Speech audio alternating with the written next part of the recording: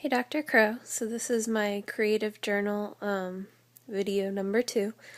I wanted to start out with an activity we did Friday. It was the sculpturing out of aluminum foil with our biggest fear. So I put that my biggest fear is being alone. It's kind of more like was being alone. And I say, recently I've met people that I know will have a place in my life for years to come. I know their hand will be reaching out towards me whenever I'm in need. I'm no longer scared.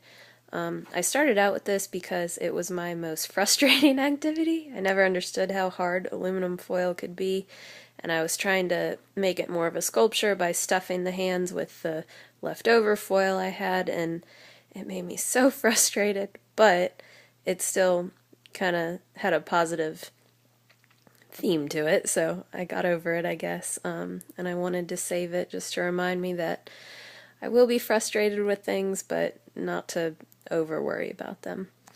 My next entry was on the same day, on Friday, about what we really wanted to get out of these 2 intensive classes, and I really like this one I did because usually pieces of art that I'm proud of I take a lot of time on, and I was able to get this out pretty quick. I knew what I wanted to do, and it came together pretty well.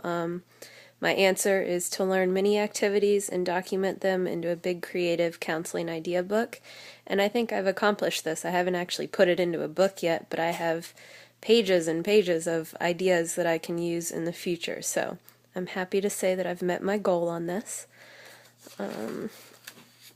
The getting in my own way, that was an interesting one for me because I've never really thought about it, but I always say to myself, like, I get in my own way, I'm what's stopping myself. Some things I wrote down, I said I avoid situations where I'd embarrass myself and feel awkward. This started in elementary school when I felt like I was the only kid that wasn't comfortable dancing, and it's just kind of been tumbling down ever since then. I'm happy to say that this goes away with people that I'm comfortable enough with, but until I'm at that point with them, I can seem stiff and almost like a Debbie Downer. Sometimes I can fake my happiness and comfort by, kind of getting out of my way, and I'll lighten up, but if I don't feel the lightening after a while, the faking doesn't really work very well. I definitely want to grow into the laid-back, carefree person that a lot of people see me as.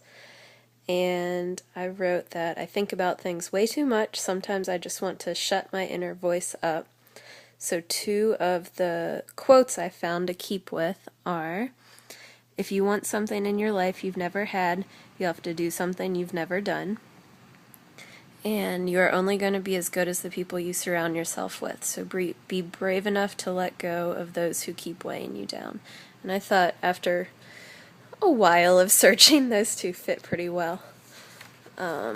These are my anxiety buckets for getting to class and remembering that the PSA was due the night before, and it just completely slipped my mind. So when I entered the class, I was at an amount of 1. When we started talking about the assignment, I came up to an 8.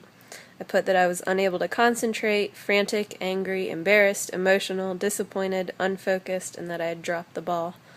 And then after talking to you about the assignment and knowing that I could do it for partial credit, my anxiety went down to a 3, which was great.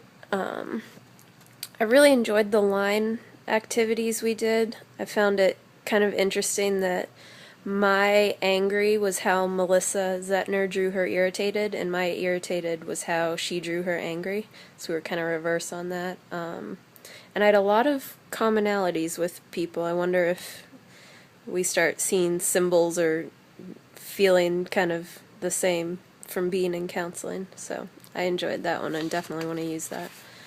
And then this last drawing was something that is something we've been struggling with for the past week. And like I said, I'm in a long-distance relationship, and kind of feels like half of my heart is in one place, and when I'm not there, I'm just not as happy as I am when we're together, I guess. So I drew some emotions, and I was kind of proud of myself of drawing the states. I had a cheat sheet of North Carolina, the state being in the classroom, but that's the closest I've gotten to West Virginia in a while, so I was proud of that. And then the last part I want to show, this is one of my favorite pictures. I wish I could show the original on my phone, but I've been trying to copy it, and it's so detailed that I don't want to mess up on it and like rush it. So this is probably, I don't know, like a week worth of work, and it's just this far done. But I want to incorporate the following quote. She was beautiful, but not like those girls in the magazines. She was beautiful for the way she thought. She was beautiful for that sparkle in her eye when she talked about something she loved. She was beautiful for her ability to make other people smile, even if she was sad. No, she wasn't beautiful for something as temporary as her looks. She was beautiful deep down to her soul. And so this is kind of like a self-portrait that I want to do. I'm okay with it being the back. I think I'm kind of looking on towards the future, and that quote is how I hope to see myself in the next few years. So this is definitely the one most important to me, and as you can tell, it is not done at all just because I want to take my time on it. So those are my journal entries, and I hope you have a great week. Bye.